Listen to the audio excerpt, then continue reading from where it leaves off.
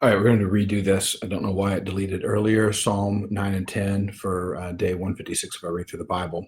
Psalm 9. I will give thanks to the Lord with my whole heart. I will recount all of your wonderful deeds. I will be glad and exult in you. I will sing praise to your name, O Most High. When my enemies turn back, they stumble and perish before your presence. For you have maintained my just cause. You have sat on the throne giving righteous judgment. You have rebuked the nations. You have made the wicked perish. You have blotted out their name forever and ever. The enemy came to an end in everlasting ruins. Their cities you rooted out. The very memory of them has perished.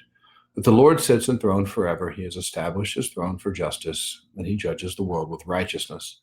He judges the peoples with uprightness.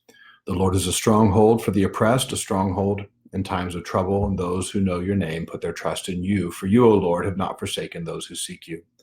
Sing praises to the Lord who sits enthroned in Zion. Tell among the peoples his deeds. For he who avenges blood is mindful of them. He does not forget the cry of the afflicted. Be gracious to me, O Lord. See my affliction from those who hate me. O you who lift me up from the gates of death, that I may recount all your praises, that in the gates of the daughter of Zion I may rejoice in your salvation.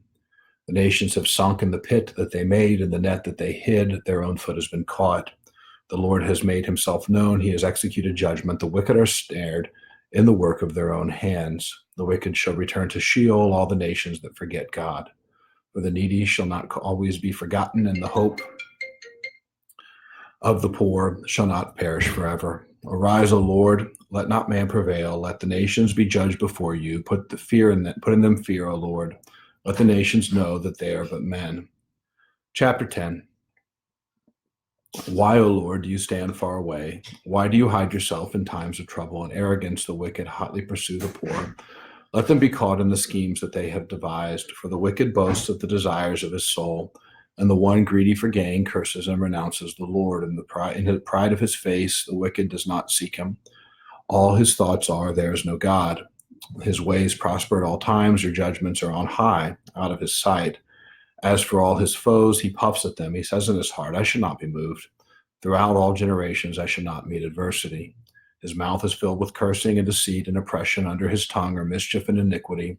He sits in ambush in the villages. In hiding places, he murders the innocent. His eyes stealthily watch for the helpless. He lurks in ambush like a lion in his thicket. He lurks that he may seize the poor. He seizes the poor when he draws them into his net. The helpless are crushed, sink down, and fall by his might. He says in his heart, God is forgotten. He has hidden his face. He will never see it. Arise, O Lord. O God, lift up your hand. Forget not the afflicted.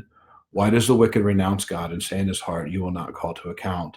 But you do see, for you note mischief and vexation, that you may take it into your hands. To you, the helpless commits himself. You have been the helper of the fatherless. Break the arm of the wicked and evildoer. Call his wickedness to account till you find none. The Lord is king forever and ever. The nations perish from his land. O Lord, you hear the desire of the afflicted. You will strengthen their heart. You will incline your ear to do justice to the fatherless and to the oppressed, so that man who is of the earth may strike terror no more. All right, we will pick up again tomorrow for day 157. See you guys then.